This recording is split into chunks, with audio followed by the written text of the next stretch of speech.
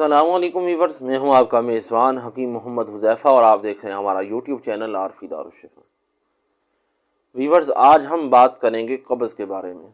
قبض کو قدیم اطباء جو ہے وہ الامراض کہتے ہیں کہ یہ دوسرے امراض کی ماں ہے۔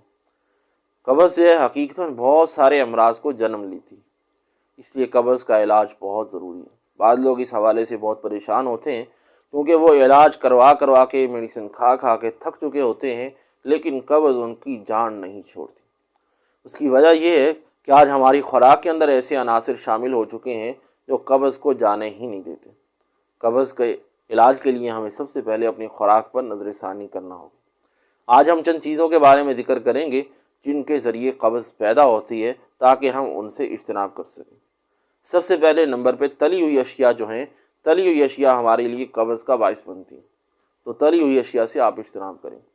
اسی طرح دودھ کا حد سے زیادہ استعمال بھی قبض کا باعث بنتا ہے۔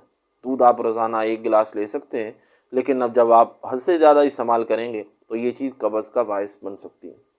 اسی طرح انڈا جو ہے یہ بھی ہمارے لیے قبض کا باعث بن سکتا ہے۔ آپ ایک محدود لیول کے اندر رہتے ہوئے جو ہے وہ انڈا استعمال کریں، 1 روزانہ کا استعمال کر لیں، لیکن جب آپ 1 سے زائد 2 3 4 جو ہے وہ روزانہ استعمال کریں گے تو یہ چیز بھی قبض کا باعث بن سکتی ہے۔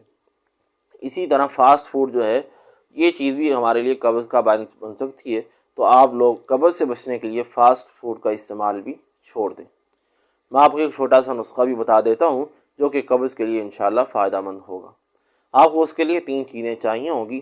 آپ کو اس کے لیے گلقند جو ہے وہ 125 گرام چاہیے ہوگی، اور اس کے اندر جو ہے آپ 50 گرام کیسٹر آئل جو ہے وہ ڈال لیں اور 10 گرام مصبر جو ہے وہ پیس کر ڈال لیں۔